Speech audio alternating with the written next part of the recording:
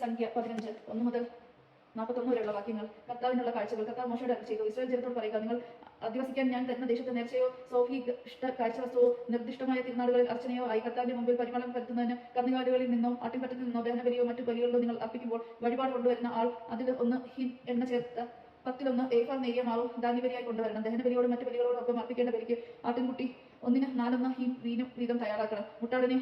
മുട്ടാട് ആണെങ്കിൽ 10 2 ഏഫ നേരിയ മാവ് 3 ഹിൻ എണ്ണ ചേർത്ത് ധ്യാനബലി തയ്യാറാക്കണം.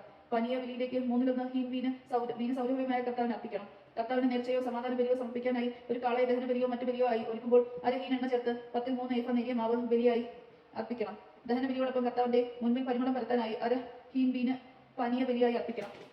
കാളക്കുട്ടി, മുട്ടാട്, ആട്ടിൻകുട്ടി, കോലാട്ടിൻകുട്ടി ഇവയിൽ ഏതായാലും ഇപ്രകാരം തന്നെ ചെയ്യണം. അർപ്പിക്കുന്ന ബലിമൃഗങ്ങളുടെ എണ്ണം അനുസരിച്ച് ഓരോന്നിനും ഇങ്ങനെ ചെയ്യണം. സ്വദേശികൾ കർത്താവിന് സുഗന്ധവാഹിയായ ദഹനബലി അർപ്പിക്കുമ്പോൾ ഇങ്ങനെ തന്നെ അനുഷ്ഠിക്കണം. തത്കാലത്തേക്ക് നിങ്ങളുടെ കൂടെ താമസിക്കുന്ന പരദേശിയോ നിങ്ങളുടെ ഇടയിൽ സ്ഥിരമായി താമസിക്കുന്ന ഒരുവനെയോ കർത്താവിന് സുഗന്ധവാഹിനിയായ ദഹനബലി അർപ്പിക്കാൻ ആഗ്രഹിക്കുന്നുവെങ്കിൽ നിങ്ങൾ ചെയ്തു പോകുന്നത് തന്നെ അവനും ചെയ്യട്ടെ. സമൂഹത്തിന് മുഴുവൻ നിങ്ങൾക്ക് നിങ്ങളോട് കൂടി വസിക്കുന്ന പരദേശികൾക്കും എക്കാലവും ഒരേ നിയമമായിരിക്കും. നിങ്ങൾ പരദേശികളും കർത്താവിന്റെ മുൻപിൽ ഒന്നുപോലെ തന്നെ നിങ്ങളോട് കൂടി വസിക്കുന്ന പരദേശികൾക്കും ഒരേ നിയമവും ചട്ടവും ആയിരിക്കണം. കർത്താവ് മോശയോട് അരുളിച്ചെയ്തു, ഇസ്രായേൽ ജനത്തോട് പറയുക, ഞാൻ കൊണ്ടുവന്ന നാട്ടിൽ എത്തിക്കഴിഞ്ഞാൽ അവിടെ നിന്ന് ആഹാരം കഴിക്കുമ്പോൾ നിങ്ങൾ കർത്താവിന് കാഴ്ച അർപ്പിക്കണം. ആദ്യം കുഴക്കുന്ന മാവ് കൊണ്ട് ഒരപ്പം ഉണ്ടാക്കി കർത്താവിന് കാഴ്ചയായി സമർപ്പിക്കണം. നെറ്റികളത്തിൽ നിന്നുള്ള സമർപ്പണം പോലെ അത് നീരാജനം ചെയ്യണം. ആദ്യം കുഴക്കുന്ന മാവിൽ നിന്ന് തലമുറ തോറും നിങ്ങൾ കർത്താവിന് കാഴ്ച സമർപ്പിക്കണം. കർത്താവ് മോശ വഴി നൽകിയ കൽപ്പനയ്ക്കെതിരായി അന്നു മുതൽ നിങ്ങളുടെ സന്താനങ്ങളും സമൂഹത്തിന്റെ ശ്രദ്ധയിൽപ്പെടാതെ അബദ്ധവശാൽ തെറ്റ് ചെയ്യാനിടയായ സമൂഹം മുഴുവനും കൂടി ഒരു കാളക്കുട്ടിയെ കർത്താവിന് സുഗന്ധവാഹിയായ ദഹനബലിയായി അർപ്പിക്കണം. അതോടൊപ്പം വിധിപ്രകാരം ധ്യാനബലിയെ ഈ പനീയ ബലിയെ അർപ്പിക്കണം. പാവപരിഹാര ബലിയായി ഒരു മുട്ടാടിനെ അർപ്പിക്കണം. പുരോഹിതർ ഇസ്രായേൽ സമൂഹം മുഴുവനും വേണ്ടി പരിഹാരം ചെയ്യണം. അപ്പോൾ അവർക്ക് മോചനം ലഭിക്കും. കാരണം അബദ്ധത്തിൽ പണിഞ്ഞ തെറ്റാണത്.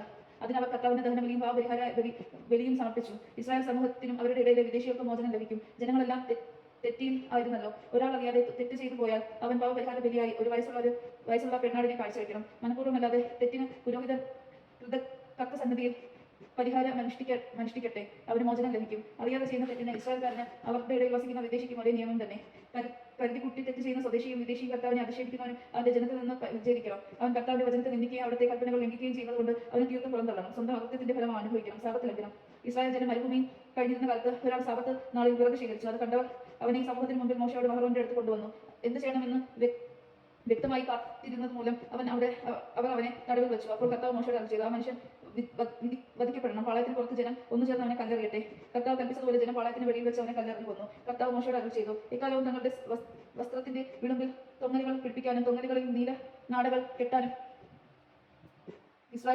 ഇസ്രായേലരുടെ കൽപ്പിക്കുക. ഹൃദയത്തിന്റെയും കണ്ണുകളുടെയും ചായവനുസരിച്ച് യഥേഷ്ടം ചരിക്കാനുള്ള നിങ്ങളുടെ പ്രവണതയെ പിഞ്ചല്ലാതെ കർത്താവിന്റെ കൽപ്പനകളെല്ലാം ഓർത്ത് പാലിക്കുന്നതിന് ഈ തൊങ്ങലുകൾ അടയാളമായിരിക്കും. അങ്ങനെ നിങ്ങൾ എന്റെ കൽപ്പനകൾ ഓർത്ത് അനുഷ്ഠിക്കുകയും നിങ്ങളുടെ ദൈവത്തിന്റെ മുൻപിൽ വിശുദ്ധരായിരിക്കുകയും വേണം. നിങ്ങളുടെ ദൈവമായിരിക്കേണ്ടതിന് നിങ്ങൾ ഈജിപ്തിൽ നിന്ന് കൊണ്ടുവന്ന നിങ്ങളുടെ ദൈവമായ കർത്താവാണ് ഞാനാണ് നിങ്ങളുടെ ദൈവമായ കർത്താവ്. ദിവസമാണ് നാം കേട്ടത്. നമുക്ക് ദൈവത്തെ സ്തുതിക്കാം. ക്രിസ്ത്യാനിക്ക് സ്തുതി.